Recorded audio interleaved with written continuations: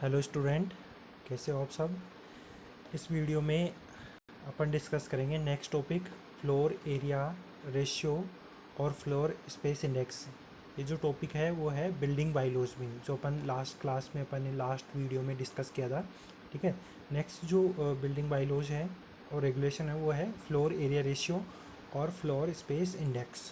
सबसे पहले देखते हैं फ्लोर एरिया रेशियो क्या होता है। फ्लोर एरिया रेशियो क्या होता है? Floor area ratio equal to total covered area of all floor divided by area of plot. जैसे अपने पास कोई भी प्लॉट है, ठीक है, उसमें अपन ने कितने फ्लोर बना रखे हैं, कितने नंबर ऑफ स्टोरी बना रखे हैं, ठीक है, उस पर डिपेंड करता है फ्लोर एरिया रेशियो। तो उसमें टोटल कवर्ड एरिया, जैसे 2 फ्लोर है, 3 फ्लोर है, 4 फ्लोर है, उनका एरिया कितना होगा और एरिया ऑफ प्लॉट कितना है। ठीक है, उसको अपन अगर total covered area of all floor को डिवाइड कर देंगे किससे, एरिया ऑफ प्लॉट से, तो अपने पास क्या आ जाएगा, फ्लोर एरिया रेशियो। तो floor area ratio for residential building is ranging from 0.33 to 2 depending on the number of floor and type of construction. अब जैसे मैंने बताया था कि जो बिल्टअप एरिया होता है, ठीक है, वो अपन क्या करते हैं, टोटल जो प्लॉट एरिया होता है उस पर कम्प्लीटली नहीं होता, वो डिपेंड करता है साइज़ ऑफ द प्लॉट। जैसे अगर साइज़ है वो 200 मीटर स्क्वायर है, तो उसमें उसमें अपन 66% पर ही क्या करेंगे, कंस्ट्रक्शन वर्क करेंगे। तो उसके लिए जो वैल्यू आएगी वो क्या आएगी, 1 से कम आएगी। ऐसे ऐसे जैसे जैसे बढ़ेंगे, ठीक है, तो उसके हिसाब से ये वैल्यू बढ़ती रहती है। जैसे 0.33 टू 2 दे रखा है, ठीक है। It restrict the height of building and number of storey provided. For example, if a plot measure 15 metre into 20 metre and building bylaws stipulate permissible FAR as 2, then the maximum built up area with which can be put on the plot is 600 metre square. अगर अपने पास जो plot है उसका size 50 metre into 20 metre है और जो higher authority है उसने फ्लोर एरिया रेशियो दे रखा है 2, तो अपने पास जो मैक्सिमम बिल्टअप एरिया होगा वो कितना होगा, 600 मीटर स्क्वायर। तो अपन उसको 15 इंटू 2 पर तो बना नहीं सकते, तो इसके लिए अपन को क्या बनाने पड़ेंगे, नंबर ऑफ़ फ्लोर बनाने पड़ेंगे। तो जो नंबर ऑफ़ फ्लोर होंगे वो 3 और मोर होंगे। 3 भी हो सकते हैं, 4 भी हो सकते हैं, 5 भी हो सकते हैं, ठीक है। वो डिपेंड करेगा कि अपन कितने परसेंट प्लॉट एरिया पर कंस्ट्रक्शन वर्क कर रहे हैं। FAR is the one of the most important tool which regulate the bulk of built up space. यानी कि अपन इसमें क्या कर सकते हैं, अगर अपने पास स्पेस कम है तो अपन क्या कर सकते हैं, मिनिमम एरिया पर नंबर ऑफ फ्लोर ज़्यादा बना सकते हैं।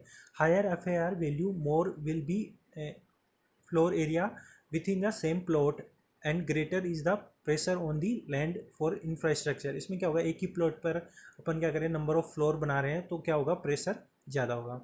अब इसमें दे रखा है जोन और maximum permissible floor space index, ठीक है। अब इसमें देखो अलग अलग दे रखा है, जैसे रेजिडेंशियल बिल्डिंग दे रखा है उसमें 1.8 दे रखा है। नेचुरल ग्रोथ ऑफ विलेज, अगर विलेज में कोई भी अपन रेजिडेंशियल बिल्डिंग बना रहे हैं तो उसके लिए 1.2 होगा। अगर कमर्शियल बिल्डिंग है तो उसके लिए अपन मैक्सिमम 1.8 ले सकते हैं। इंडस्ट्रियल बिल्डिंग है तो उसके लिए अपन को 1 ही रखना पड़ेगा फ्लोर एरिया रेशियो। नेक्स्ट जो है रेगुलेशंस है वो है open space around the building. जब भी अपन कोई भी कंस्ट्रक्शन वर्क करेंगे तो अपन क्या करते हैं, जो भी प्लॉट होता है उसके पूरे एरिया पर कंस्ट्रक्शन वर्क नहीं करते हैं।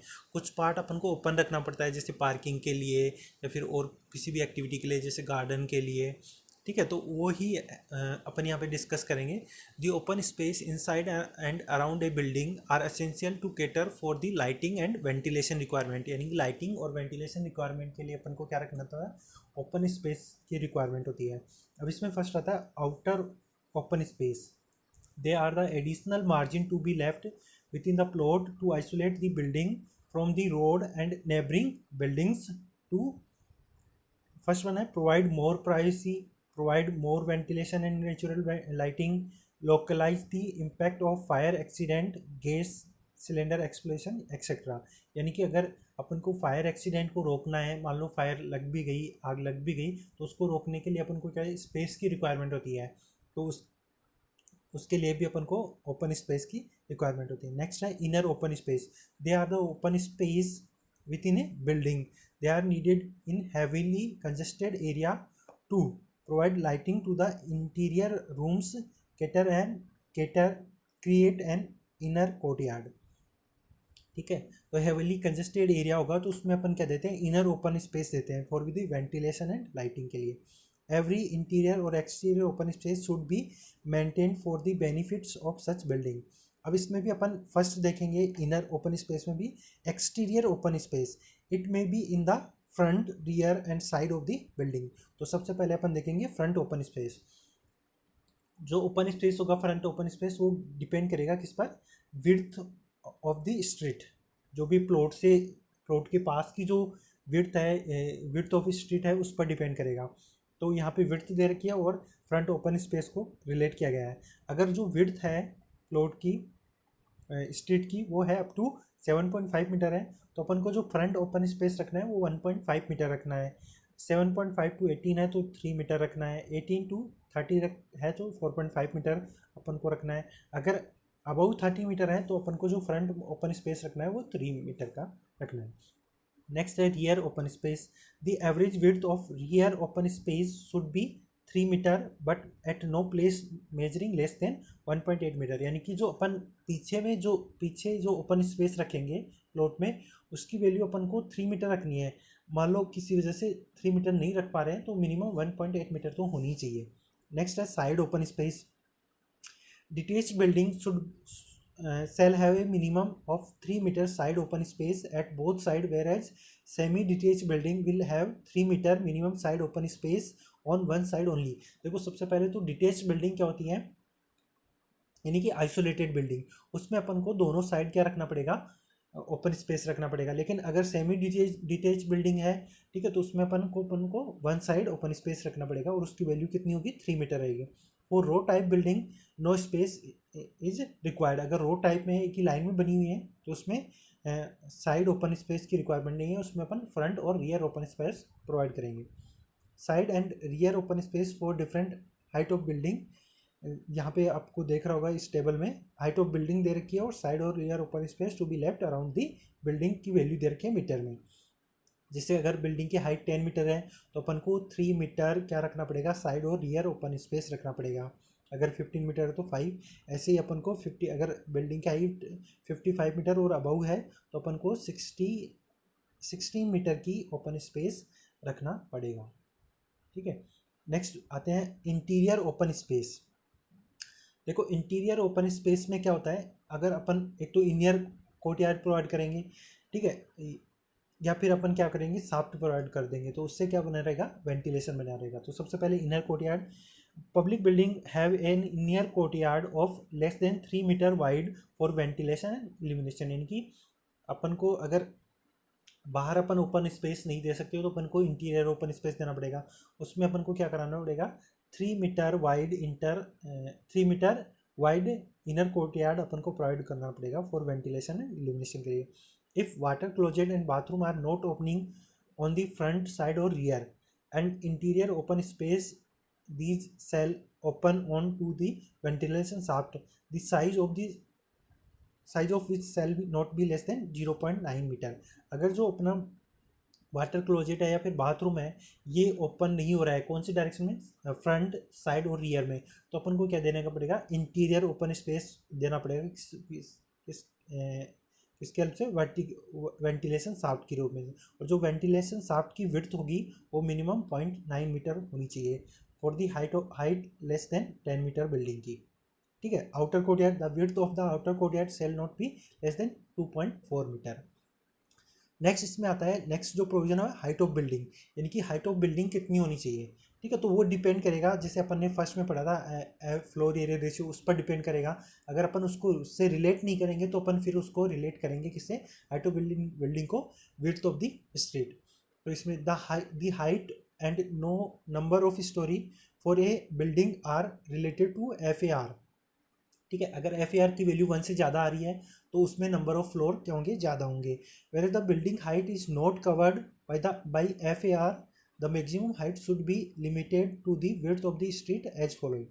अगर FAR से रिलेट नहीं करेंगे तो विड्थ ऑफ द स्ट्रीट से करेंगे। वो कैसे करेंगे, फर्स्ट वन है the maximum height of building should shall not exceed 1.5 times width of the road abutting plus the front open space।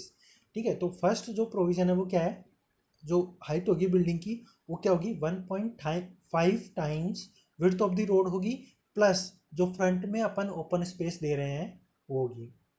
ठीक है, जैसे एग्जांपल के लिए बता दूं, जैसे जो विड्थ ऑफ द स्ट्रीट है वो मान लो 5 मीटर की है। ठीक है, तो उसमें अपन उसकी बिल्डिंग की हाइट कितनी ले सकते हैं, 1.5 इंटू 5 कितना हो जाएगा, 7.5। 7.5 प्लस फ्रंट ओपन स्पेस मान लो 3 मीटर दे 2.5 मीटर दे रखा है, तो अपन जो बिल्डिंग की हाइट लेंगे वो 10 मीटर हो जाएगी। ठीक है, if a building abut on two or more street of different width, the building shall be deemed to face open the street that has greater width। अगर जो बिल्डिंग है मान लो उसके दो तरफ से, टू साइड से क्या जा रही है, रोड जा रही है, तो अपन उसका ओपन जो फ्रंट लेंगे वो कौन सी साइड में लेंगे, जिस तरफ जो विड्थ होगी वो क्या होगी, मैक्सिमम होगी, उस तरफ लेंगे। अगर दोनों साइड में विड्थ क्या सेम है तो अपन किसी भी साइड में ले सकते हैं। थर्ड जो प्रोविजन है वो, in the vicinity of aerodrome the maximum height of the building is fixed in consultation with the civil aviation authority. अगर एरोड्रम है, ठीक है, उसके पास में अपन को कोई भी बिल्डिंग बनानी है तो उसकी हाइट जो अपन फिक्स करेंगे वो सिविल एविएशन अथॉरिटी के द्वारा होगी। ठीक है, appurtenances like water tank on the roof, ventilation, air conditioning application, lift room, chimney and parapet wall not exceeding 1.2 meter in height are not included in the height of the building। अगर जो ये चीज़ें दे रखी हैं, जैसे water tank है roof पर, या फिर वेंटिलेटर एंड एयर कंडीशनर जो भी एपरेटस लगे हुए हैं, या फिर लिफ्ट रूम है, चिमनी रूम है, ठीक है, पैराफिट वॉल है, अगर इनकी हाइट 1.2 मीटर से कम है तो उसको अपन हाइट ऑफ बिल्डिंग में इंक्लूड नहीं करेंगे। मान लो वाटर टैंक है, उसकी हाइट है 1 मीटर है, तो उसको अपन जो हाइट ऑफ बिल्डिंग है उसमें कंसिडर नहीं करेंगे। अगर उसकी हाइट कितनी है वाटर टैंक की, वो 2 मीटर है, तो उसको बिल्डिंग की हाइट में अपन कंसिडर करेंगे। नेक्स्ट जो है इसी से रिलेटेड है हाइट ऑफ बिल्डिंग से, इसमें है 63.5 डिग्री रूल। इसमें क्या होता है, दी हाइट, इसके according the height of a building should be such that the angle made from the extreme edge of the road on the opposite side to the top of the building should not be greater than 63.5 degree. यानी कि जो extreme as होगा, ठीक है, road का, वहाँ से जो बिल्डिंग का टॉप है उसका जो एंगल होना चाहिए वो 63.5 डिग्री से क्या होना चाहिए, कम होना चाहिए, यानी कि 63 डिग्री होना चाहिए, यानी कि 64 डिग्री नहीं होना चाहिए। ठीक है, तो ये है 63.5 डिग्री रूल, यानी कि 63.5 डिग्री जो एंगल है एक्सट्रीम एज से वो होना चाहिए। ठीक है, ओके, थैंक यू।